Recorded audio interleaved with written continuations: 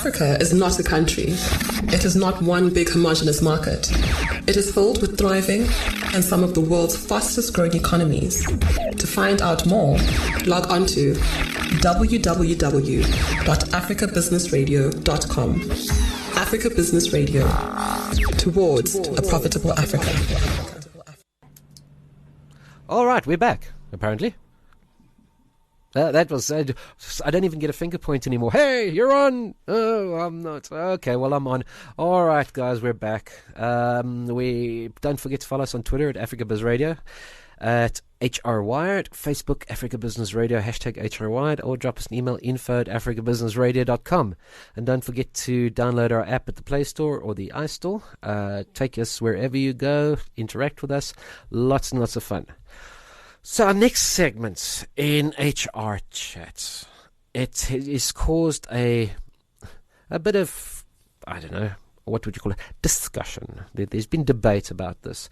The High Court and the Constitutional Court has finally decided to make private use and cultivation of marijuana legal in South Africa.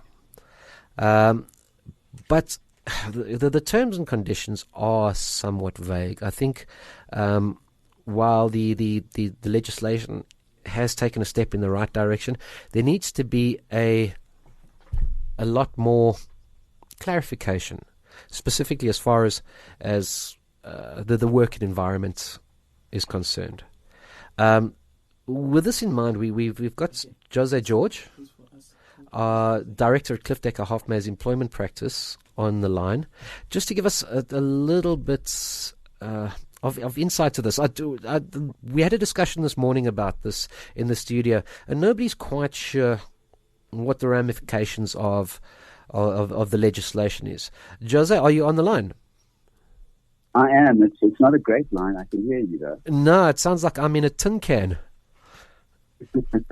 Okay, Jose, so the decision in the High Court last week, as I was saying to the listeners, there are obviously going to be ramifications. And discussing around the studio this morning, we don't know what the legislation, the specifics entail. I mean, you wouldn't want your airline pilot to have smoked some hash before he takes off, or a guy operating a 5,000-ton crane. Can you elucidate on this? What specifically what the legislation says now, and what the ramifications are for employees and employers? Sure. So I think our starting point has to be what the Constitutional Court has actually ruled. So it's a twofold judgment. It decriminalizes the use or possession of cannabis by an adult in private for that adult's personal consumption in private. Okay, could I just stop you there? Decriminalization. What is the difference between decriminalization and legal? Or is there no difference? Well, the effect is the same. Okay. It just says that it is no longer a criminal offense. Okay. So, and then tied to that, it also decriminalizes the cultivation of cannabis, because if you're going to use it, how are you going to get it? So it seems to say that you can't buy it, but you can certainly cultivate it for yourself. How you get the seeds, etc., is kind of left up in the air. Yeah.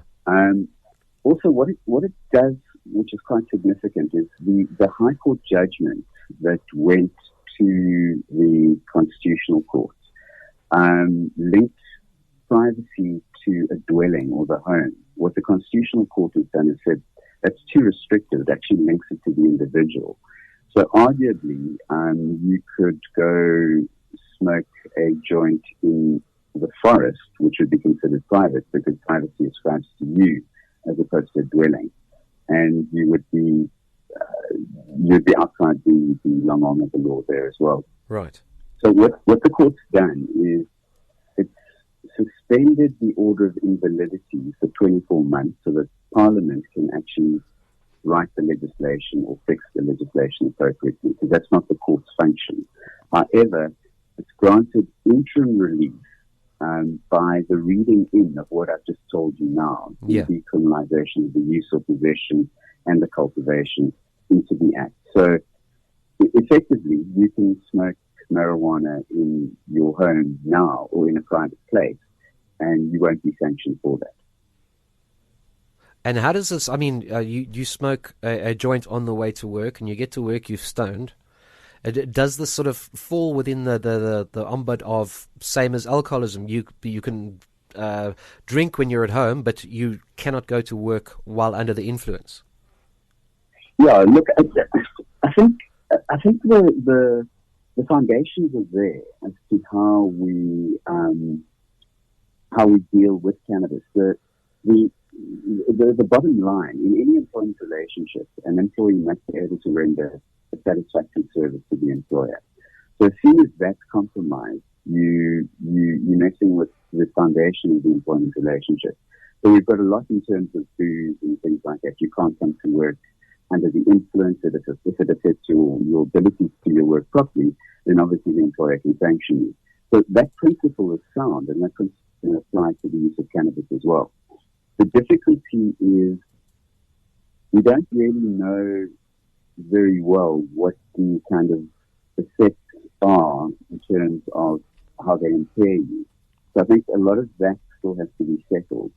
But you mentioned a pilot, for example, earlier. Yeah. I think in those kinds of sectors where safety is paramount, so somebody flying a plane, already you're not allowed to drink alcohol for a certain number of hours before you do fly, regardless of what the effects are going to be. I think with pilots as well, obviously now you can't, but I certainly don't think that this judgment is going to allow you to smoke a joint before you take off. Yeah. If you look at things like smelters, where you're dealing with very hot liquids which can burn through clothes, etc., you certainly don't want to take a chance that somebody may or may not be a right. I think there you quite legitimately can apply zero tolerance policy. The other example that comes to mind is obviously somebody working in a nuclear reactor. So there, or even now, if you work in the petroleum sector, you can't come to work if they breathalyze you and you're over a certain amount, you just simply won't be allowed onto the premises. Yeah. So refineries and things like that, the danger simply is too much. However, if you're working in an industry where safety isn't that important an issue, then what you may come to work slightly impaired. Certainly, I don't think that that's allowable, but it may not lead to your dismissal if you do come to work impaired. It may be a more kind of progressive discipline kind of issue. Yeah, it sort of boils down to the definition of impairment within a certain sector. Yeah. So the other difficulty is how do you test for it? So with alcohol, it's very easy. There's a breathalyzer, you blow into an instrument, the instrument tells you if you're over or under the limit, and you proceed from there. We don't have any quick, easy, convenient means of testing for cannabis at the moment. Yeah. And also, I'm not sure that we will be able to develop something where you simply blow into an instrument and it tells you what your cannabis levels are. Yeah. So I think there your testing may be slightly more invasive. It may be a saliva swab, it may be urine, it may be blood, depending. Yeah, and then it'll also but be retroactive. Come out in the wash. Yes, exactly. That's the other difficulty with cannabis. It stays in your system for up to 6 months. So how do you know when you actually consume the substance? I'm trying to grasp all these little threads that you're throwing at me, and I think I'm not sure that the 2 years that they've given Parliament is going to be enough to actually address every single situation yet. I don't think anyone should panic. I think if we just keep it simple and deal with it appropriately, we'll be fine. A lot of it will come out in the wash as well. We need to set a body precedent, etc., how we deal with these cases. But the principles are there. So, make use of what you already have. Write it into your policies. Maybe your policies need to change.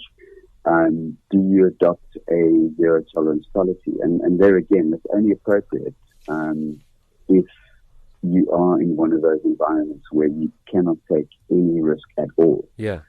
And then, I think that you're looking at 2 years for this to codified by Parliament. But in the meantime, we still have the problem and we're going to have to deal with it.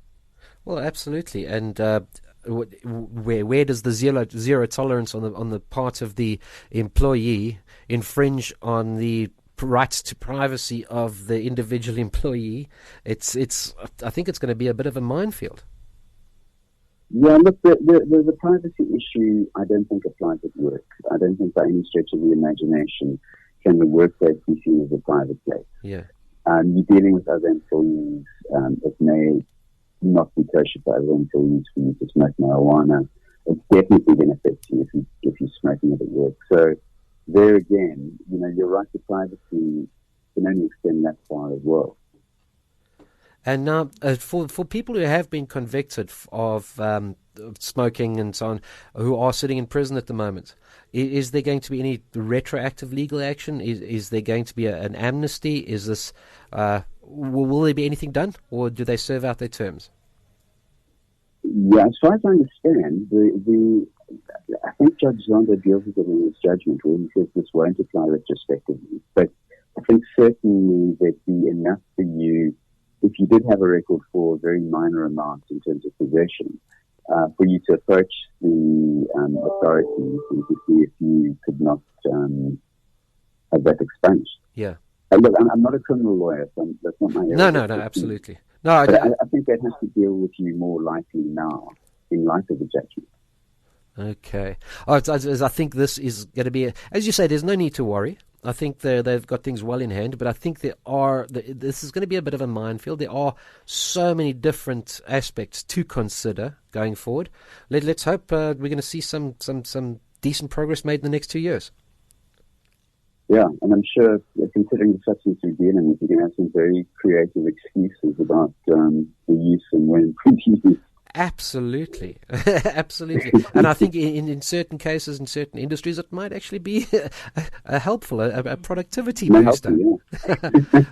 All right, Jose, we've run out of time. Thank you so much for your insight there. I think I'm not sure if you've cleared things up or just created more questions for us, but fantastic chatting to you. Hopefully we can catch up in the next couple of months and see what has been done and what's going on in the workplace. Great. Thanks a lot. Thanks a lot. All right, that was Jose George, Director Cliff Decker-Hofmeyer's employment practice, getting to grips with the legalization of marijuana. Or did we get to grips? Or 2 years' time? Or I don't know, man. Maybe we should go get some hash and we figure this out later. All right, guys, we're going to take a short break. Please follow us on Twitter at Africa Business Radio, at HR Wired, Facebook Africa Business Radio, #HR Wired. Drop us an email, info@africabusinessradio.com, or download our app on the iStore or Google Play, and you can take us wherever you go, and you can interact with us. And when we come back, we're going to be chatting to Andrew Johnson. He's the CEO of MasterStart, on a new study that reveals fears that skills will be outdated and your job will go away.